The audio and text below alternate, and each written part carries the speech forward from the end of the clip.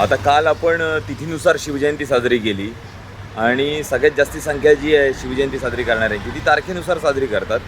तर माझाही काही या वादात असा मुद्दा नाही आहे की ती कोणत्याही एका पद्धतीने साजरी केली जावी. पण मला असं म्हणायचं आहे की तारखेनुसार आपण साजरी करू नये.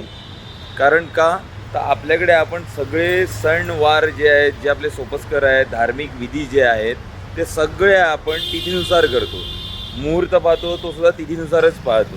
त्याच्यामुळे आपण ॲक्सेप्ट केलेली आणि शिवकालात चाललेली ती कालगणना आणि त्याच्यानुसारच सगळ्या गोष्टी चालत होत्या. त्याच्यानुसारच सगळ्या गोष्टींचा लेखाजोखा ठेवला जात होता आणि तारखा तेव्हाच्याच होत्या.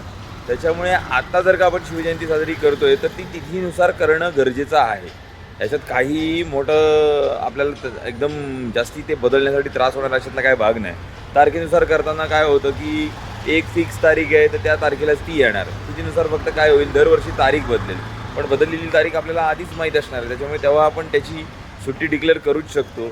पण असं मला वाटतं आहे प्रामाणिकपणे की आपण ती तिथीनुसार करणं गरजेचं आहे. कारण शिवकालात ज्या प्रकारे कालगणना सुरू होती आणि सगळ्या गोष्टी केल्या जात होत्या त्या आताही तशाच केल्या जाव्यात असा माझा एक म्हणजे माझं असं एक म्हणणं आहे. लोक म्हणतात मी माझा बड्डे करतो का तिथीनुसार. माझा बड्डे नाही करत मी तिथीनुसार. पण आपल्या घरातले इतर सर्व धार्मिक विधी जे आहेत ते आपण मुहूर्त पाहूनच करतो, ते तिथी पाहूनच करतो. त्याच्यामुळे तिथीनुसारच झालं पाहिजे ना.